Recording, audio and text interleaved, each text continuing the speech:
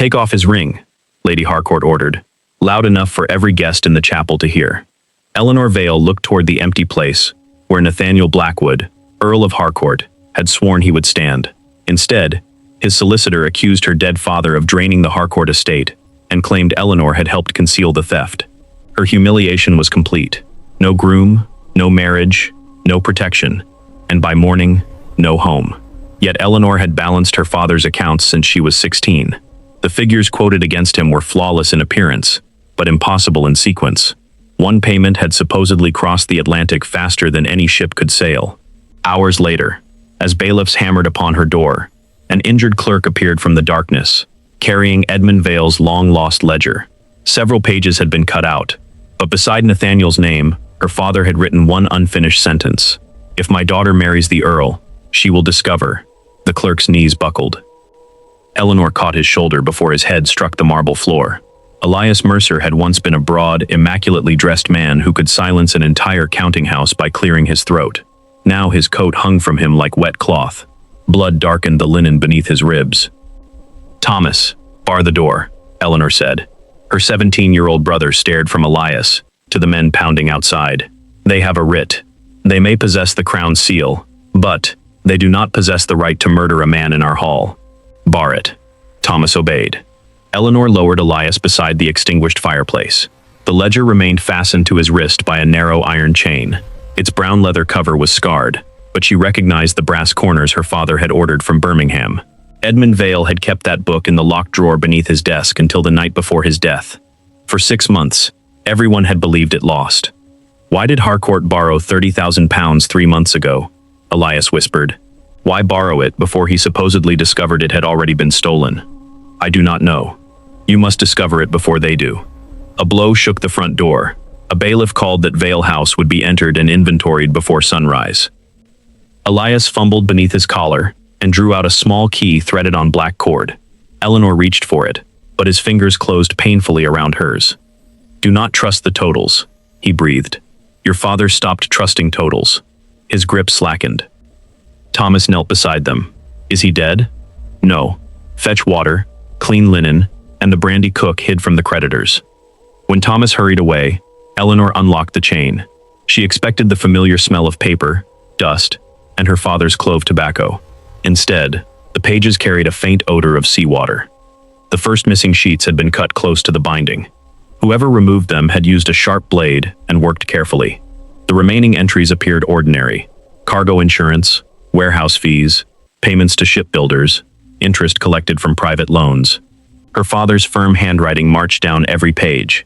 Then she reached the Harcourt account. The debt presented in the chapel had been recorded as a transfer from London to Boston, acknowledged 12 days later. Even with favorable winds, no vessel could have crossed the Atlantic, delivered the papers, obtained the required countersignature, and returned confirmation within that period. Nathaniel should have known that. He owned ships, unless he had never seen the original dates. Eleanor turned back to the unfinished sentence. Her father had pressed so hard that the nib had nearly torn the paper. "If my daughter marries the Earl, she will discover." The remainder had not been cut away. It had been removed chemically. The paper was rough and pale where the words should have continued. Thomas returned carrying water and linen. Behind him came Mrs. Finch, their housekeeper, clutching a sealed envelope. "This was pushed beneath the kitchen door," she said. "The men outside claim it is the final notice." Eleanor broke the seal. The inventory listed every object to be seized at dawn, from her mother's pianoforte to Thomas's winter coat. At the bottom stood the date upon which the writ had first been requested. She read it twice. "What is it?" Thomas asked. Eleanor looked toward the unconscious clerk, the mutilated ledger, and the men already waiting to take her home. "This order was prepared 9 days ago." "But Lord Harcourt received the evidence against father this morning." "Precisely. The abandoned wedding had not caused their ruin. Someone had arranged the ruin first, and then ensured Nathaniel would leave her publicly disgraced, without the legal protection of becoming his wife. The accusation was not merely revenge against a dead man. It was designed to prevent Eleanor from entering Harcourt House and examining whatever her marriage settlement would have placed within her reach. Eleanor closed the ledger and wrapped it in the linen Thomas had brought. "Mrs. Finch, take Mr. Mercer to father's old map room. Use the narrow staircase behind the pantry, and tell no one he is here." The housekeeper did not ask why. She had served the Vale family since before Eleanor's birth, and had never once mistaken obedience for ignorance. Together, she and Thomas lifted Elias from the floor, while Eleanor crossed to the front door. "You cannot mean to let them in," Thomas protested. "Not tonight, but if they return with a magistrate after sunrise and find us resisting a lawful writ, they may arrest you." That silenced him. Eleanor waited until the hidden staircase closed behind them, then removed the diamond ring Nathaniel had placed upon her finger 6 months earlier. Lady Harcourt had demanded its return as though Eleanor had stolen it, but Nathaniel himself had given it to her without condition. Now it was the only object she possessed valuable enough to purchase time. She opened the door no farther than the length of its chain. 3 men stood beneath the portico, 2 bailiffs, and a narrow-faced agent named Mr. Pritchard, whom Eleanor recognized from her father's creditors' meetings. "You may enter at 8 tomorrow morning," she told him, "as specified in your writ." Pritchard smiled without warmth. "By then, Miss Vale, certain valuables may have disappeared. Then remain outside and watch every door." She held up the ring, allowing the lamplight to catch the diamond. "Accept this as security. Provide a written acknowledgement of its condition and estimated value, and postpone the inventory for 48 hours. His gaze sharpened. "That ring belongs to Lord Harcourt. If you believe so, decline my offer and explain to your employers why you rejected security worth more than the contents of this house." Pritchard studied her for a long moment, before producing a folded sheet from his case. Eleanor made him alter 2 clauses, strike out a fee he had no authority to charge, and sign both copies before she surrendered the ring. Nathaniel's diamond disappeared into the agent's pocket. The sensation was not heartbreak. It was the cold recognition that every promise attached to it had possessed less value than the paper now protecting her brother for 2 days.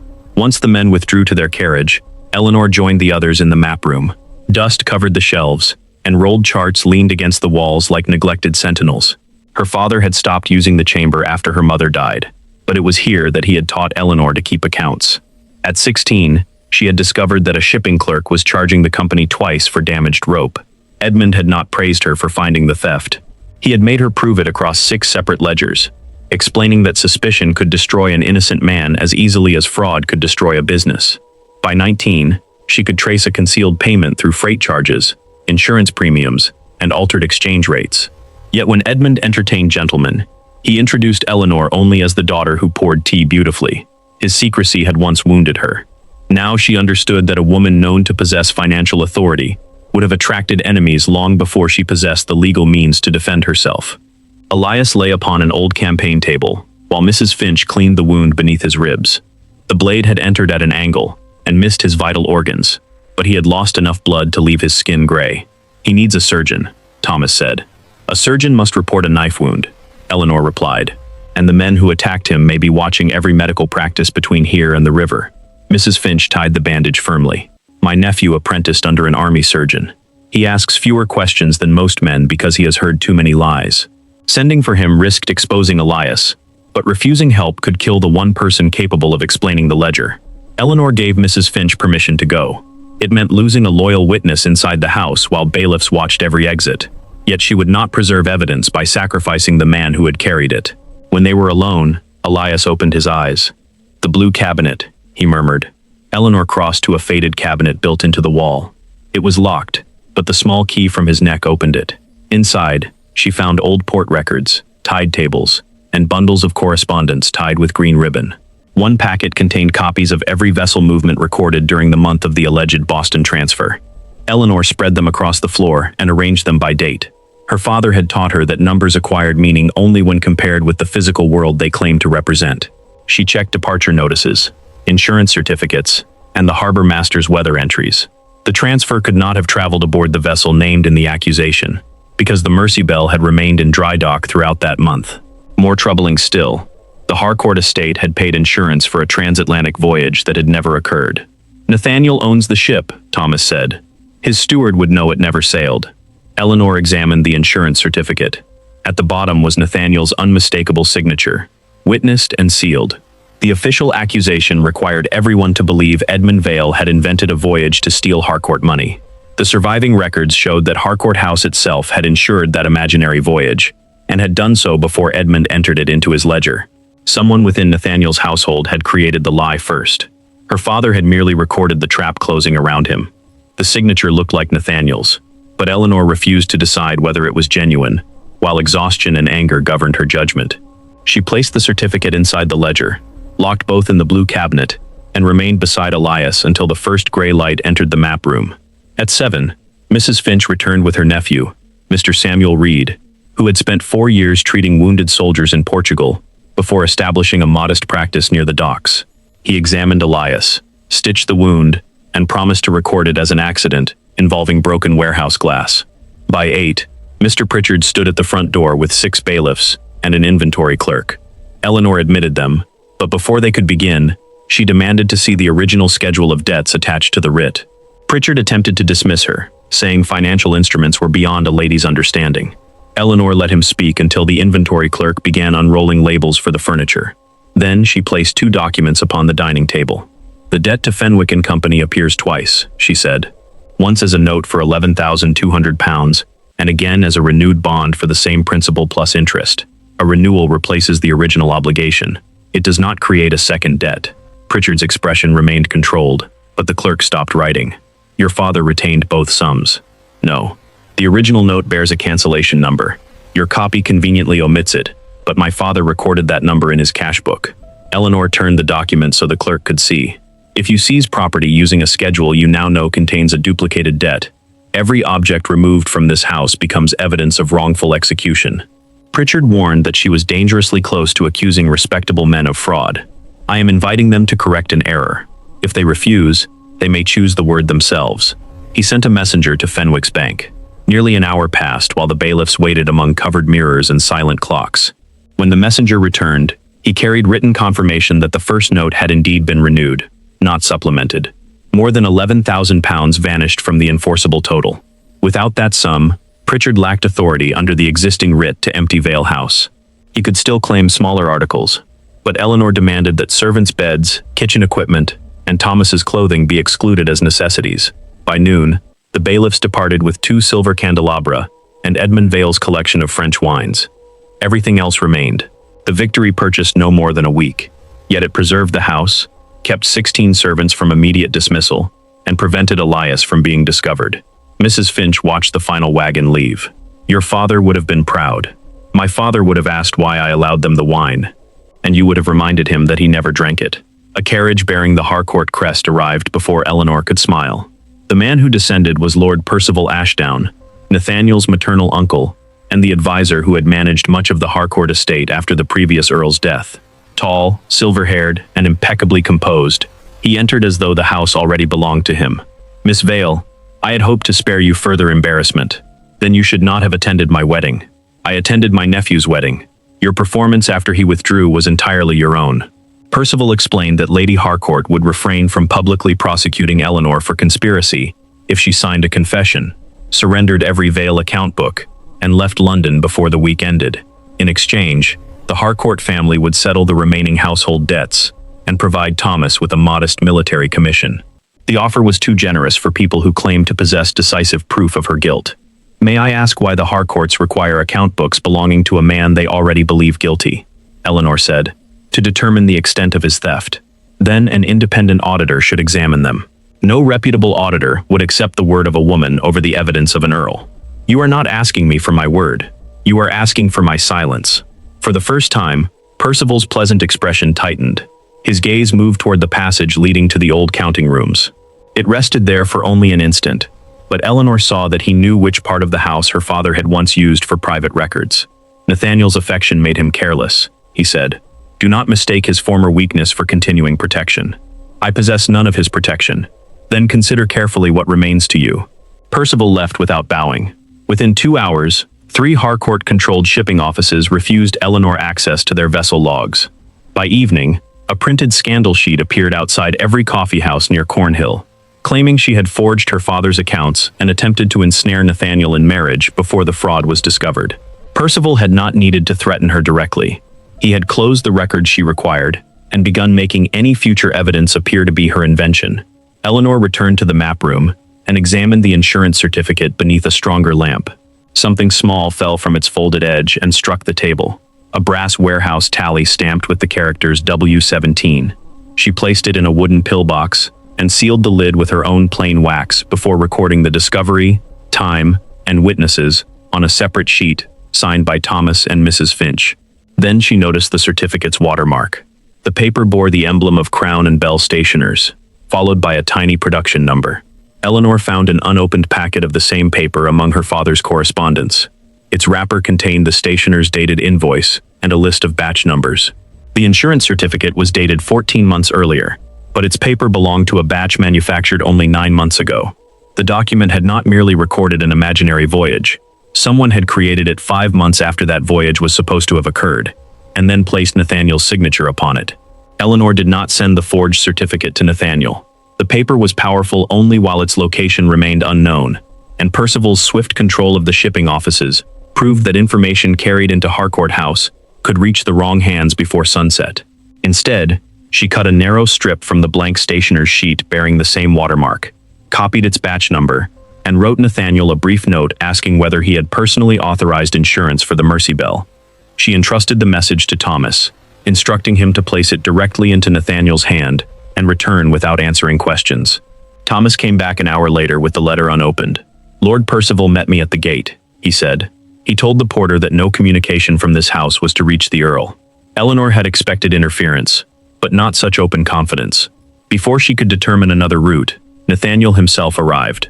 He wore the dark morning coat intended for travel rather than visits, and there was dried mud on his boots, suggesting he had ridden from Harcourt's country estate without stopping to change. 6 months earlier, Eleanor would have read urgency as devotion. Now she saw only evidence. He had come quickly, but not necessarily for her. "My uncle says you are circulating claims that my signature was forged," he said once they were alone in the drawing room. "Your uncle prevented my letter from reaching you. He believed it contained another demand for money. Did he also tell you that I discovered a duplicated bond in the writ against this house?" Nathaniel's brow shifted almost imperceptibly. "Percival discovered an error in Fenwick's schedule and ordered it corrected." Eleanor opened the dining room drawer and produced Pritchard's signed acknowledgement. "Mr. Pritchard admitted the duplication only after I supplied the cancellation number. Your uncle arrived several hours later." Nathaniel read the document twice. He had always been difficult to deceive in conversation, because he did not rush to fill silence. That quality had once attracted her more than his title or severe good looks. Today, it appeared to turn upon the man he trusted most. Percival said his office had been reviewing the Vale liabilities since dawn. "Then ask him to show you the review bearing an earlier hour than this acknowledgement." Nathaniel set the paper down. "You still possess records belonging to your father. A daughter possessing her father's papers is not remarkable. It becomes remarkable when those papers concern money taken from my estate." Eleanor could have shown him the ledger and the chemically erased sentence. She could also have condemned Elias to another knife in the dark. "I will submit relevant records to an independent examiner in the presence of representatives from both families." "You expect me to negotiate after what Edmund did? I expect an earl who publicly accused a dead man and abandoned a woman at the altar to verify that his evidence could have existed on the date printed upon it." His face hardened at the mention of the chapel, but he did not retreat behind anger. "Show me what you found." Eleanor placed the watermark strip and stationer's invoice before him. She explained the batch numbers without revealing where the certificate or ledger was hidden. Nathaniel listened, asked 3 precise questions, and tried to make the dates agree by considering delayed invoicing, reused paper, and errors in the stationer's register. Eleanor answered each possibility with a corresponding entry. He did not praise her. His willingness to test the proof rather than dismiss it mattered more. "Who taught you to examine commercial records this way?" he asked. "My father. He believed figures should be forced to account for the physical world. He never mentioned that you worked beside him. Men trusted him with information they would have concealed had they known a woman could understand it." Nathaniel looked at the neatly aligned documents. "And now you are using their contempt as an advantage. It is the only inheritance no creditor can seize." Something in his expression altered. Not tenderness, and certainly not forgiveness, but the first unwilling recognition that the woman before him did not resemble the accomplice described in his solicitor's accusation. He admitted that he remembered signing an authorization for the Mercy Bell, though he had signed it with several routine documents presented by Percival's secretary. He had never seen the completed insurance certificate. "Then your signature may be genuine while the document carrying it is false," Eleanor said. "Blank signatures are a clerk's trick, not a mystery. If you possess the certificate, give it to me." "No, Eleanor." Hearing her name in his voice nearly reopened every foolish hope she had buried since the chapel. She closed the drawer. "Someone attacked the man who preserved these records. Until I know who ordered it, I will not reveal where he is or what he carried." Nathaniel's attention sharpened. A man was attacked? That is all I will tell you. You ask me to doubt my family while withholding the identity of your witness. I ask you to examine paper. Trust is a separate matter, and you surrendered the right to demand mine yesterday. He absorbed the rebuke without denying it. Before leaving, he promised to inspect the original shipping files himself. Eleanor warned that whoever manufactured the certificate would move against any person who could expose it. Including you, he said.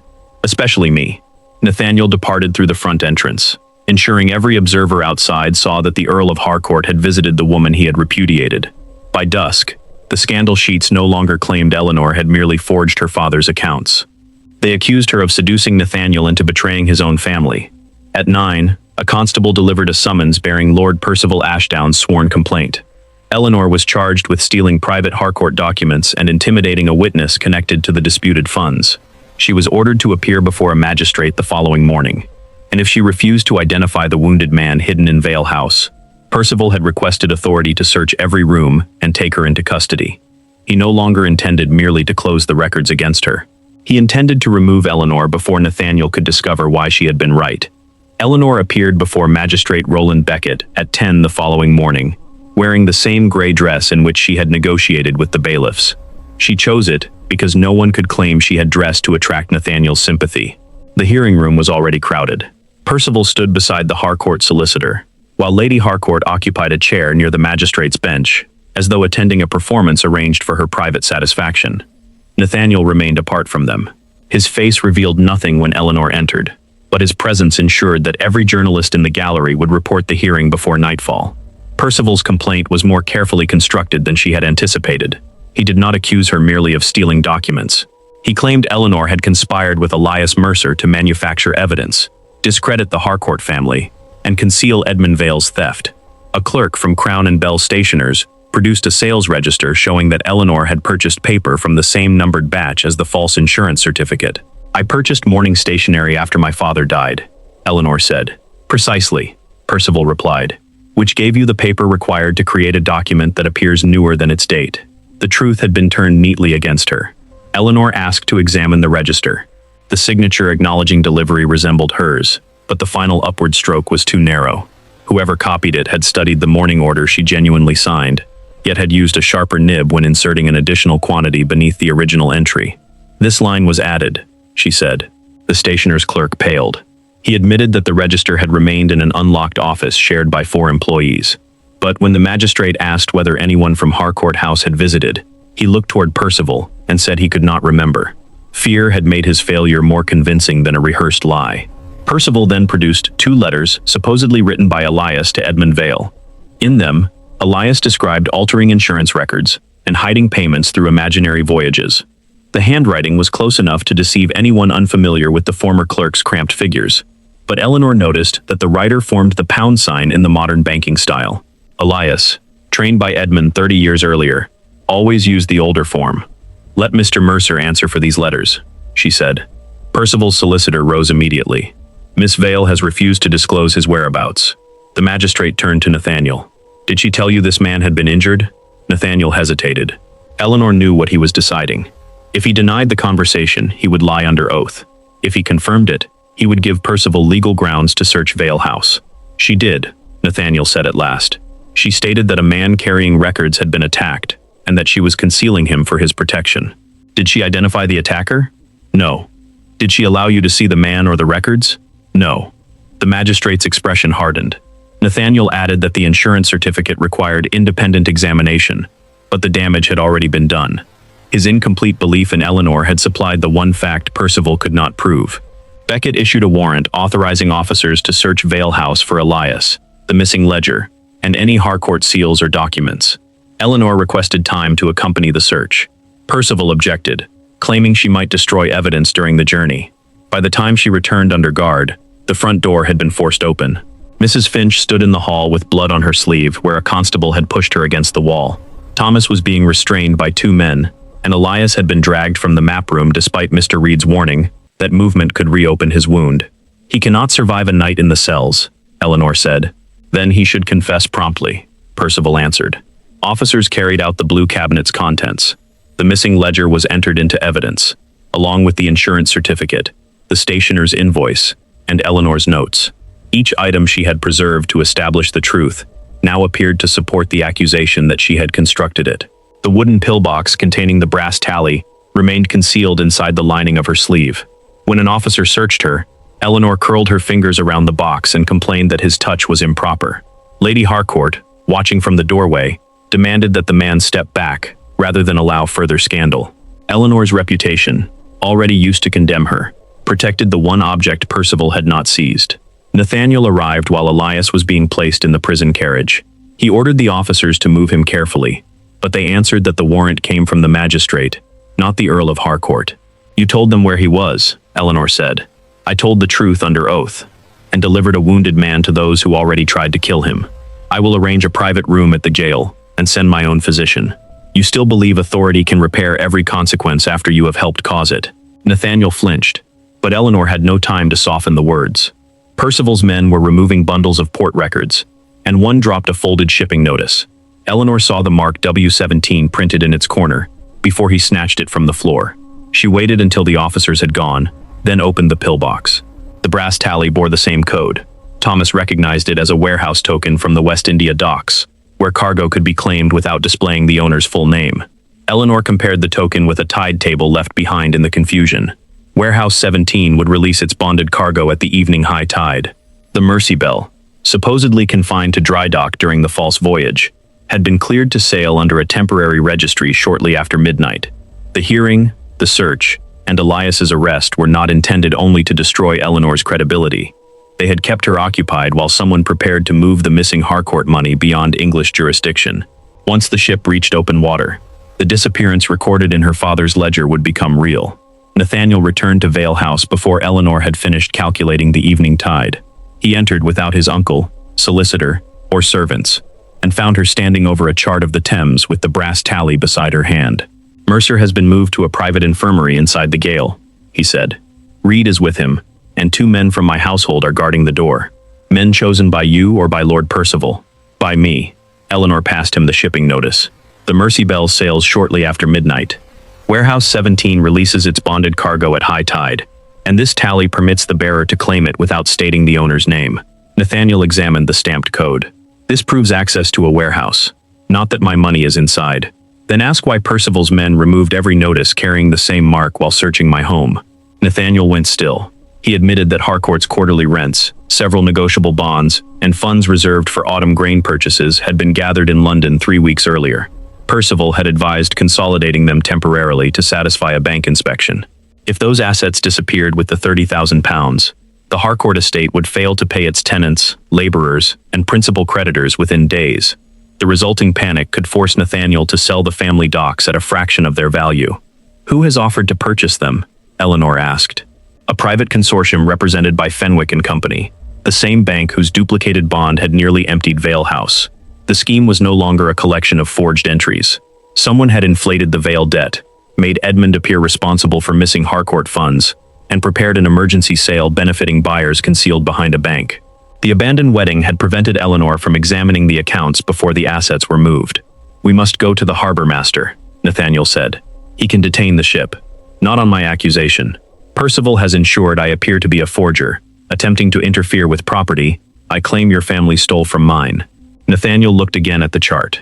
"Then the accusation will come from me."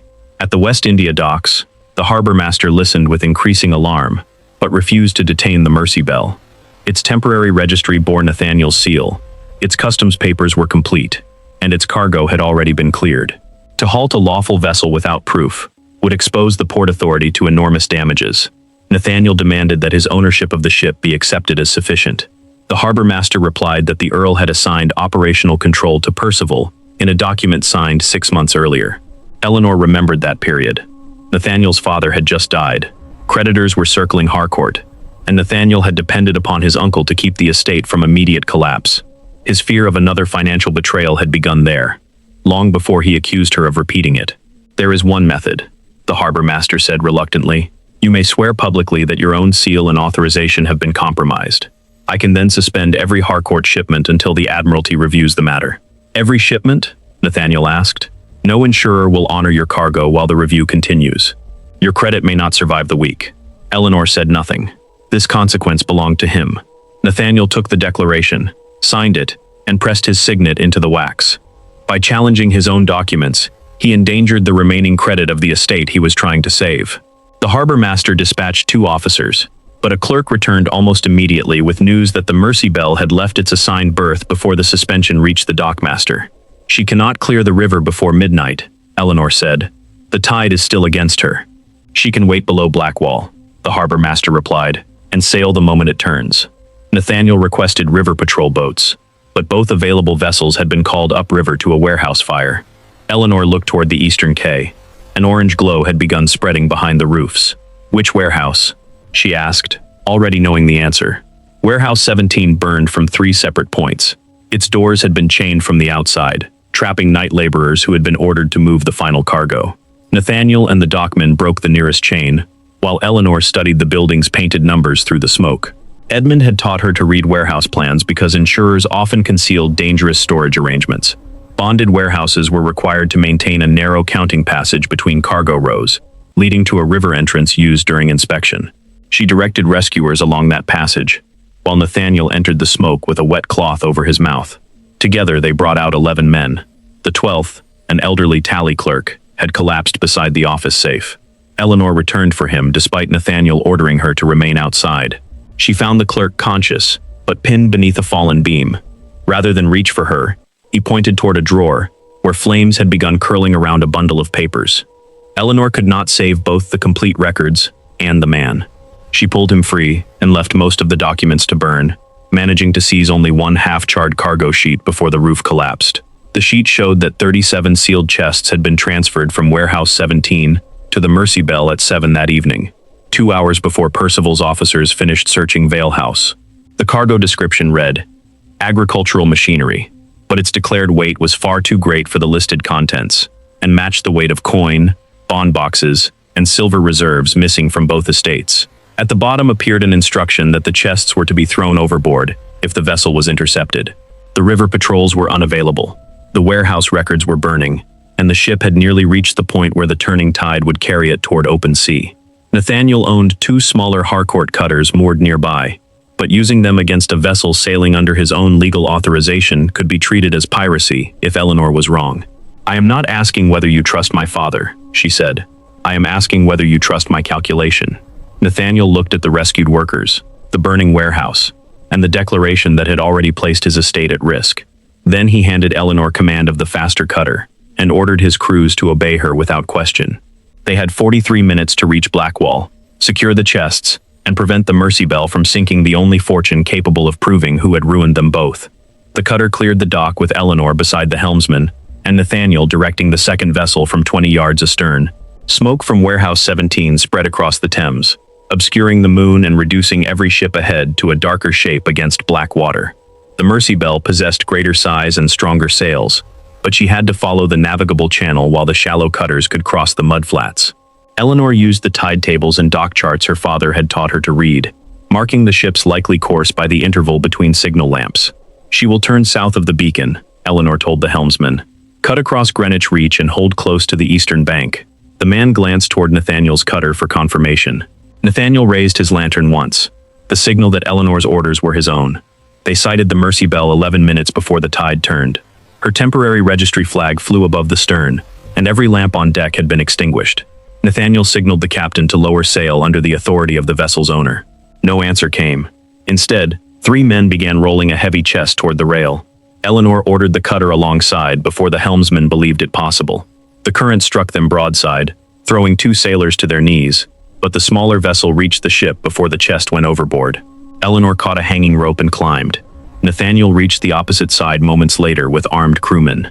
The captain, Josiah Rook, insisted that sealed orders authorized him to ignore every command delivered after leaving the dock. "Whose orders?" Nathaniel demanded. Rook drew a pistol rather than answer. The shot shattered a lantern beside Nathaniel's head. Harcourt sailors surged forward, and a violent struggle crossed the deck. Eleanor did not join it. She ran below, where the sound of dragging chains led her to the cargo hold. 29 chests remained. 8 had already been thrown into the river, but they had not sunk. Each was secured to a timber float disguised beneath sacking, proving the order on the burned cargo sheet had been misleading. Someone intended the chests to appear destroyed, while accomplices collected them downstream. Eleanor cut the line joining the remaining cargo to the stern hatch. A sailor lunged at her, but Thomas's brass tally, still inside its wooden box, stopped the knife from entering her ribs. The blade split the box and bent the token nearly in half. Nathaniel appeared behind the attacker and pulled him away. When the deck was secured, they recovered 6 floating chests before the tide scattered the others into darkness. Nathaniel ordered both cutters to search downstream, while Eleanor examined the cargo. The first chests contained Harcourt silver, tenant rents, and negotiable bonds. The fourth held Vale Company papers thought destroyed after Edmund's death. The fifth contained blank insurance certificates, already bearing Nathaniel's signature. The sixth was filled with correspondence marked by the symbol of a black crown. None of the letters named Percival or any other principal directly. They referred only to the Guardian, whose consortium would acquire the Harcourt docks after the estate's engineered default. Yet one letter instructed Captain Rook to pay the warehouse incendiaries from an account at Fenwick and Company. Another described the accusation against Eleanor as necessary because the proposed bride possesses her father's inconvenient habit of reading beyond the totals. The line proved that she had been targeted for her skill, but the signature had been torn away. Captain Rook refused to identify the Guardian. Nathaniel threatened prosecution for attempted murder and destruction of estate property, but Rook merely smiled. "A dead captain tells no tales, my lord, and a living one may still be paid." They confined him under guard and transferred the recovered chests to Nathaniel's cutter. During the return journey, Eleanor discovered blood on Nathaniel's sleeve. The pistol shot had driven a fragment of lantern glass into his upper arm. She removed it with clean cloth and a sailor's tweezers while he watched her work. "My father trusted a partner once," Nathaniel said. "The man concealed losses until Harcourt owed more than it owned. When the truth emerged, my father took his own life. Percival was the person who kept the creditors from tearing the estate apart." Eleanor tied the bandage. "So when evidence appeared against my father, you believed hesitation would repeat your father's weakness." "I believed decisive cruelty was the same as strength. It was decisive." She tightened the knot, making him wince. "It was not strength." Nathaniel accepted the judgment. "I should have come to the chapel. Even if every accusation had been true, I should have faced you privately and allowed you to answer. Instead, I let my mother and solicitor strip you of dignity because I was ashamed of having trusted anyone." He did not ask her to forgive him, and that restraint reached Eleanor more deeply than an apology designed to purchase comfort. "My father concealed my work because he feared men would use me to reach his accounts," she said. "He protected me so thoroughly that, after his death, no one believed I had the knowledge to defend him. I did not believe it. No, I do now." Dawn began whitening the river as the cutters approached the quay. The 6 recovered chests, Captain Rook, the unsigned letters, and the blank certificates, together formed a powerful chain, but each link could still be challenged. The money proved theft, not the identity of its architect.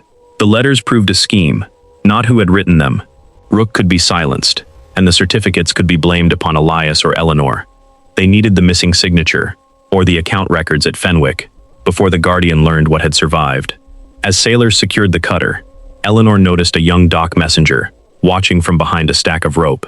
The moment he saw Captain Rook brought ashore alive, and the black crown correspondence in Eleanor's hands, he ran. Beneath his plain coat flashed the silver and blue waistcoat, worn by servants in Lord Percival Ashdown's household.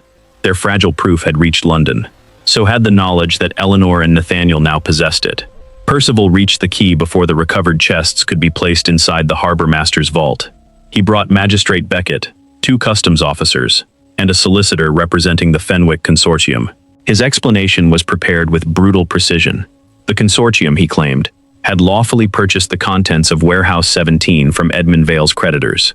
The Mercy Bell had been hired to transport those assets to Amsterdam, where they would be sold to satisfy part of the Vale debt. Nathaniel's silver and bonds, Percival said, had been placed aboard only as temporary security for the shipping costs.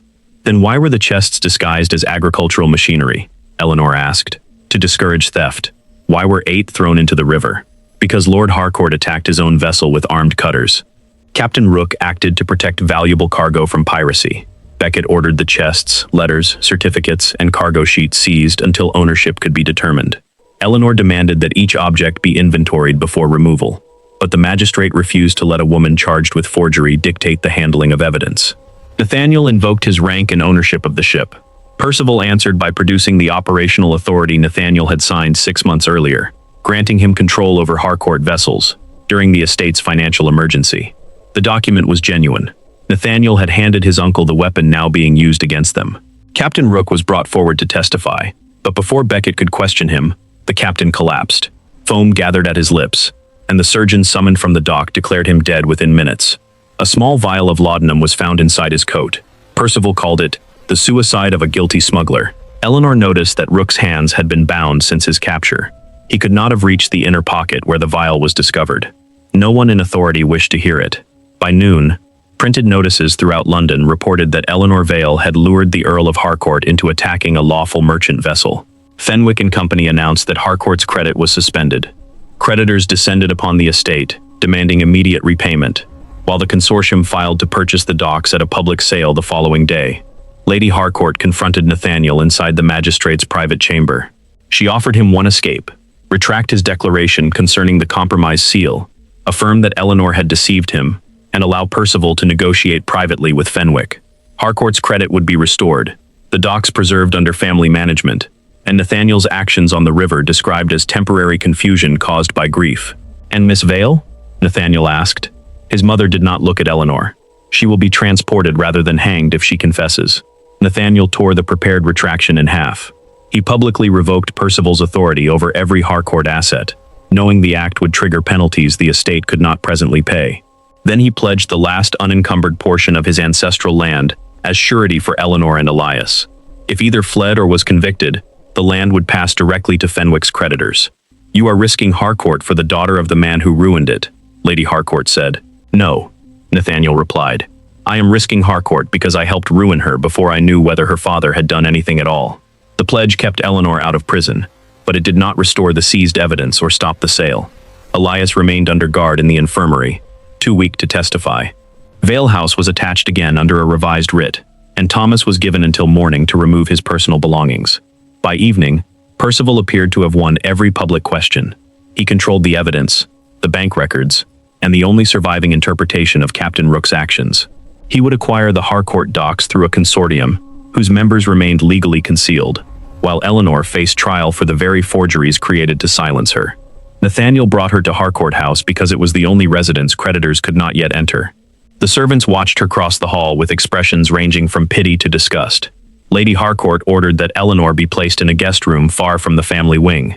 Nathaniel overruled her and gave Eleanor access to his father's old study, the room where Percival had managed the estate after the previous Earl's death. They possessed no ledger, letters, certificate, or cargo sheet. Only the damaged brass tally remained, because the officers had dismissed it as a broken warehouse token. Eleanor set its two bent halves beneath a magnifying lens. The knife had split the thin brass along an older seam, revealing that the token was not solid. Two discs had been soldered together. Hidden inside was a strip of paper bearing a sequence of cancellation numbers. The first matched the bond duplicated in the writ against Vale House. The second matched a Harcourt loan Nathaniel believed unpaid. The remaining numbers corresponded to debts the Fenwick consortium intended to claim at the public sale. Elias's warning returned to her. Do not trust the totals.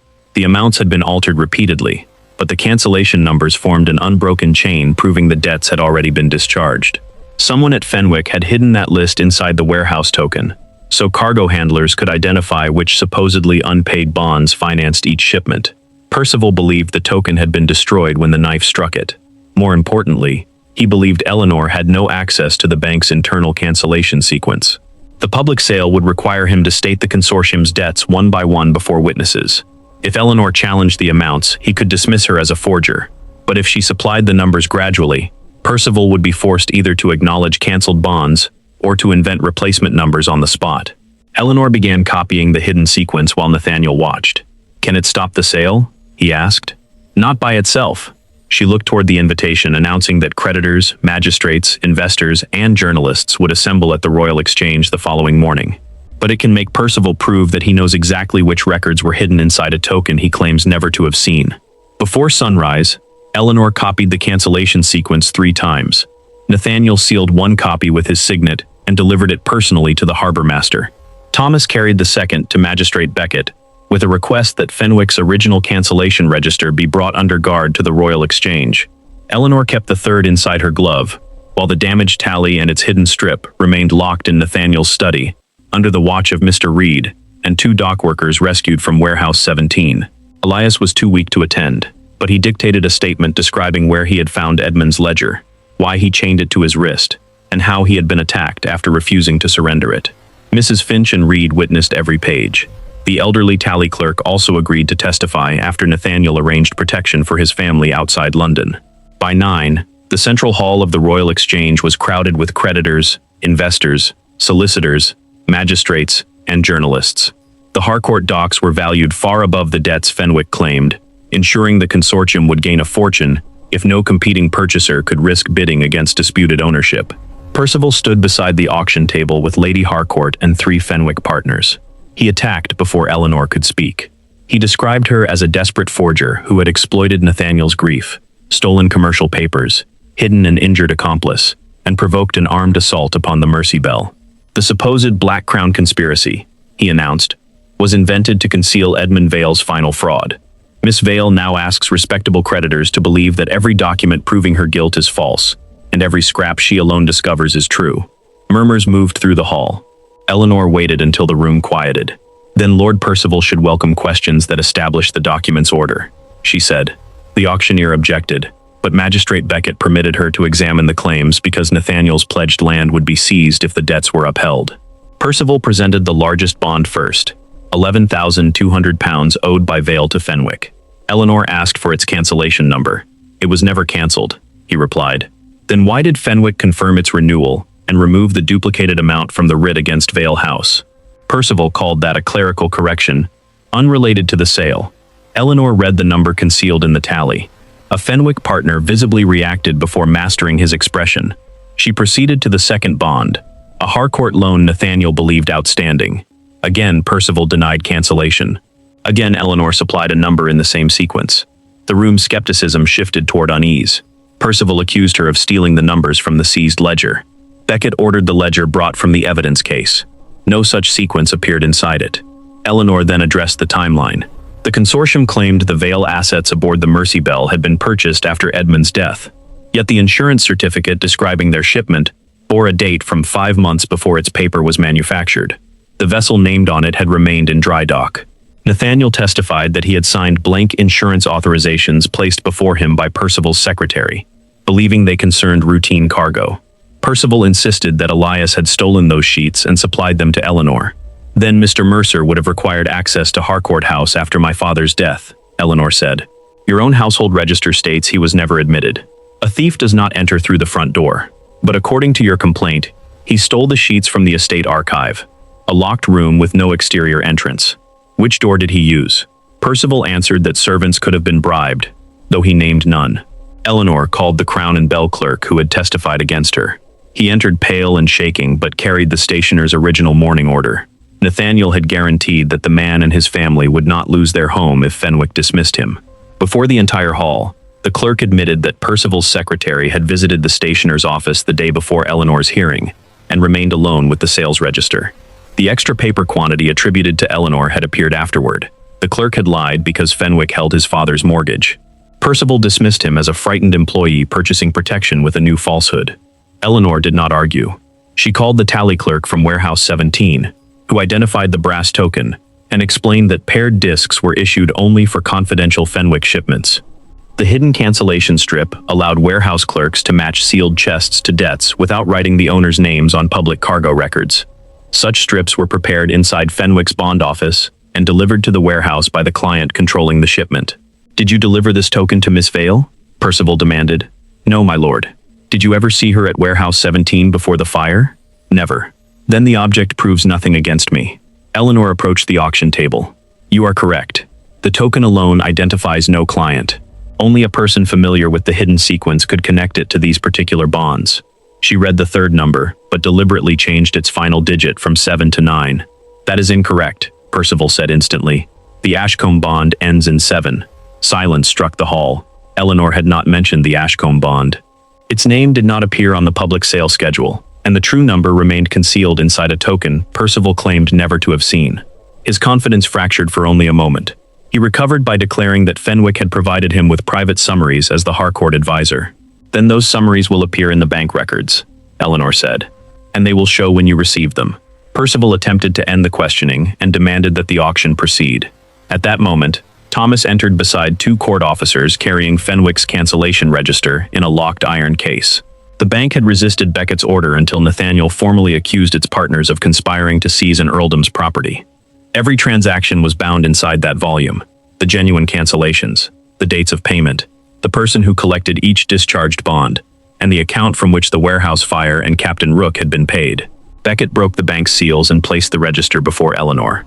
She opened it to the first hidden number, and saw beside it a signature that would determine whether Percival's mistake was merely suspicious or the confession of the guardian himself. The signature beside the first cancelled bond belonged to Percival Ashdown. It was not an abbreviation or a clerk's notation, but his complete name, witnessed by Fenwick's senior cashier, and dated 4 months before Edmund Vale was accused of stealing the same money. Eleanor turned to the second number. Percival had signed again, acknowledging that the Harcourt loan had been discharged from funds transferred through a consortium account called Black Crown Holdings. Beside the remaining entries appeared payments to Captain Rook, the men who burned Warehouse 17, and the agent who had arranged Elias's attack. Percival claimed the signatures were forged, but Eleanor placed Nathaniel's operational agreement beside the register. Percival had signed both documents on the same day with the same damaged pen. An irregular split in the nib created 2 fine lines through every downward stroke. More decisive still, Fenwick's cashier identified the bank's embossed verification mark beneath each signature. That mark could be applied only when a client signed inside the bond office, and the sealed register had never left the bank's custody. The entire scheme became visible at once. After the previous Earl's death, Percival had learned that the Harcourt docks would soon rise enormously in value because of a proposed expansion along the Thames. He joined 3 Fenwick partners in creating Black Crown Holdings, intending to purchase the docks cheaply after forcing Harcourt into default. Nathaniel's grief and fear made him easy to control.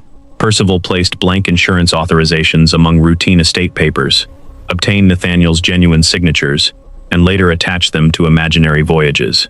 He moved Harcourt money through those voyages, recorded already paid bonds as outstanding, and used duplicated debts to make both estates appear insolvent.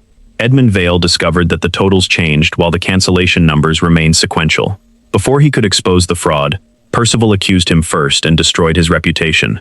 Edmund entrusted the ledger to Elias, who spent months tracing the numbered bonds while hiding from the men searching for him. When Eleanor's marriage settlement required a joint examination of Vale and Harcourt accounts, Percival realized she would gain lawful access to the very records her father had taught her to understand. He forged the accusation delivered on her wedding morning, persuaded Nathaniel that immediate rejection was necessary, and prepared the writ against Vale House 9 days before the supposed theft was revealed. The altered stationer's register made Eleanor appear to have manufactured the newer insurance certificate. The missing ledger pages contained the first bond comparisons. Percival's agent removed them, chemically erased Edmund's warning, and attacked Elias when he refused to surrender the rest. The fire at Warehouse 17 was intended to destroy the cargo trail, while the floating chests allowed Percival's men to recover the fortune downstream after witnesses believed it lost. Captain Rook's death ceased to resemble suicide when the register revealed a payment to Percival's dock messenger. On the morning laudanum was placed in the captain's coat. Faced with the bank record and testimony from the tally clerk, the messenger confessed. Percival and the 3 Fenwick partners were arrested for conspiracy, fraud, arson, and their roles in the attacks upon Elias and Rook. Pritchard's authority was revoked for knowingly enforcing the duplicated writ, while the frightened stationer's clerk received protection in exchange for truthful testimony. The sale of the Harcourt docks was cancelled. Harbor patrols recovered the final 2 floating chests, allowing the stolen wages, rents, bonds, and silver to be restored to their rightful owners. Every claim against Vale House based upon the false accounts was dismissed. Nathaniel then stepped before the journalists who had reported Eleanor's disgrace. He declared that Edmund Vale had not ruined Harcourt, but had died trying to protect it, and that Eleanor had uncovered the fraud after Nathaniel himself denied her the dignity of being heard. He named his failures without blaming grief, Percival, or his mother. He had abandoned her publicly, accepted accusation as proof, exposed Elias through incomplete trust, and allowed his title to injure a woman with less social power. He paid every cost created by the wrongful seizure, restored the servants' lost wages, and transferred the recovered Vale Company shares entirely to Eleanor, rather than placing them under Thomas or any future husband. Lady Harcourt offered Eleanor a private apology. Eleanor required her to repeat it publicly in the chapel, where she had ordered the engagement ring removed. She did. Nathaniel redeemed the diamond from Pritchard, but did not place it upon Eleanor's hand. He set it beside her father's restored ledger, and told her that neither the ring nor Harcourt's protection carried any claim upon her future. Eleanor reopened Edmund's counting house under her own name, employed Elias as senior clerk after his recovery, and accepted an independent contract to audit the Harcourt estate. For 8 months, Nathaniel submitted every account to her examination, corrected tenants' contracts Percival had abused, and rebuilt trust without once asking her to mistake restitution for romance. Only then did Eleanor make her decision. On the second wedding morning, Nathaniel stood at the altar before every guest arrived. He waited without certainty, title, or solicitor to speak in his place. When Eleanor entered, no one ordered her to remove his ring. She crossed the chapel because she had chosen to come, stopped before him, and held out her hand. "You may return it now," she said. Nathaniel slipped the diamond onto her finger, but Eleanor kept her father's ledger beneath her other arm. When the clergyman asked who gave her away, she answered for herself. "No one. I come here freely." And this time, the Earl of Harcourt was the one who understood that the most valuable promise in the chapel was not that Eleanor belonged to him, but that she never would become